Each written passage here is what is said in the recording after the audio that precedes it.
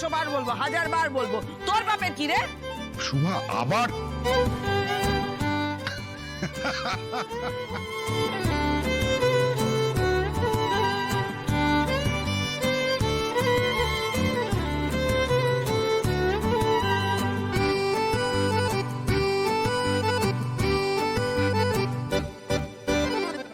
আমি না একটা কথা বলতে চাই।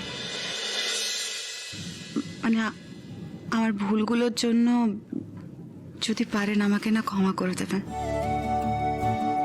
মা, আপনি গুরুজন, আপনি কেন ক্ষমা চাইবেন? মানে আপনার হাত উঠলে সবসময় এখানে থাকবে। আমাদের আশীর্বাদ করুন, আমরা যেন অনেক এগিয়ে যেতে পারি।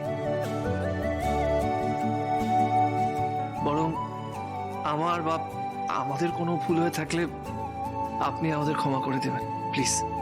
হ্যাঁ, আমাদের তো ভুলভ্রান্তি হয়েইছে, আমাদের প্রতি পদে পদে ভুল হয়েছে। আর আমি বুঝতে পারিনি আসলে আসল মা লক্ষ্মী কি। আর আমি হচ্ছেন সেই মা লক্ষ্মীর মা।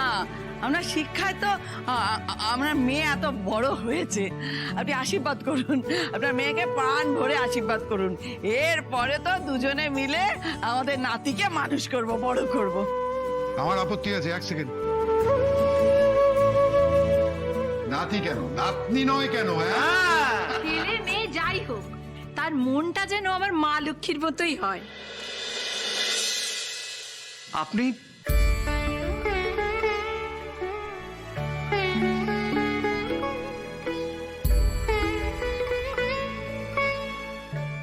আপনি এখানে এসেছেন, আসুন না। মাসিমা, আপনি এতটা পথ এলেন?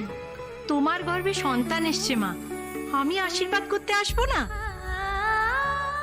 আসুন না, বসুন বসুন বসুন।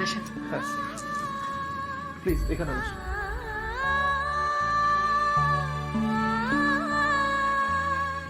তাছাড়া আজ আমি আমার আরেক সন্তানকে তোমার হাতে তুলে দেব মা। এই আমার বাড়ির দলিল, তোমার হাতে তুলে দিলাম।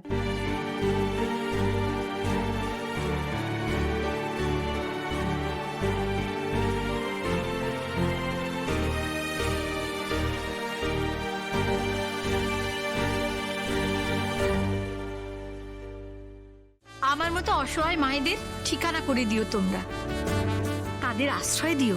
কিন্তু কিন্তু আপনি কোথায় থাকবেন? আমি ওখানেই থাকবো। তোমাদের দেখেই তো শিখেছি কিভাবে অন্যদের জন্য বাঁচতে হয়, আমি সেভাবেই চলবো। আপনি চিন্তা করবেন না মাসিমা, আপনার কথা আমরা রাখবো। এই যে আমি আপনাকে কথা দিচ্ছি,